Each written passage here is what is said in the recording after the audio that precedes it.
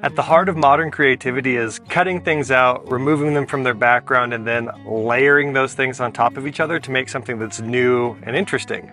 I've already shown you the manual way of doing that with Apple Motion and Final Cut Pro.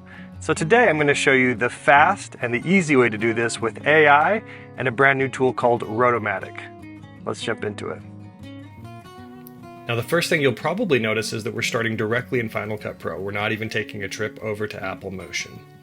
Now this project you're seeing is literally the project that we had from the intro, and I'm going to show you how I used Rotomatic to get the outcome that I did. To get started, we're just going to come over here to our video effects and go to Color Tricks, Rotomatic. I'm going to drag this onto my clip. And as soon as I do, you will notice I have some on-screen controls to start the rotoscoping process. Now if you're not seeing those, just make sure you have your clip selected and you have the Rotomatic effect selected up here in your properties editor. If you're familiar with animation tools, you will probably recognize some of these buttons. So for example, jumping forwards and backwards with your keyframes, adding, removing keyframes, removing all keyframes. But these two might be a little unfamiliar. First is that you can actually hide this timeline. So for example, if you're trying to rotoscope something that's down here in the bottom center of your clip, or you can actually change the scale. So if you're trying to get frame precision level on your keyframes for your rotoscoping, you can, and then just click this to reset it. So while I've got Rotomatic selected, I can actually click anywhere that I want. I found faces especially are good to click. And it will highlight, using AI, different parts of my body here. I like to pick different pointy parts like joints or things like that, and it sort of fills in these connection points and these sharp corners.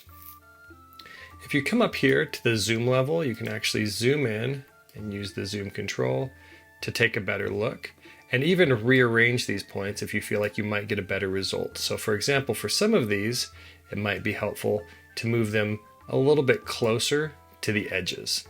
The other thing you might want to try to do is remove some items from your rotoscoping mask. If you hold Option and click, you can clean that up. Now with that, we're ready to get started. So I can go ahead and start processing. And when I do, you will see that it comes up with this little progress bar that shows me the progress of the mask that's actually being generated. And you can actually even get a sense of areas where it might be having trouble that I'm going to come in and adjust later. Once that's finished, you have some options to fine-tune your mask. So I'm actually going to switch to cutout and then zoom back in so I can get a better look at my mask. Very frequently, I like to contract my mask by pulling in a little bit on it and blur it. So I can really soften the edges, or I can just give it a couple pixels, which I found helps with the blending. Just give it a little tuning here until I've got something that I'm happy with. Now let's take an example of how you might go through and do more specific cleanup. So in this particular area, you can notice that it's starting to lose part of my arm. So I can change this back to blend. And I can even change the opacity of my mask so it's easier to see. And cleaning up my mask is as easy as clicking to add new control points and letting the AI recalculate which part should be included in the mask. If I show the timeline, you can see that it's actually added this little blue keyframe. That's how I know that it's been successful in adding these new control points, and then I just begin processing again. And so now that I've got a result that I'm pretty happy with, I can hold Option and drag to duplicate. And on this lower example, I can disable Rotomatic and introduce a top crop. If I line that up with the ground that I'm sitting on, now I've got this stage where I can insert anything that I want. So for example, I might bring in this clip here, which is just a background that was filmed from approximately the same angle. And I can stack these components on top of it and get this effect that looks like I'm sitting on a curb in a different part of the city. And this really opens up a world of possibilities. So if I look at what I did in the intro, you can see that I'm actually using a version of my original clip as the base. I've got myself cut out, and then I've got these text layers with an overlay blending mode so that the background shows through and they just change the luminosity, and I can start stacking text behind myself. And you can do this with things like images as well.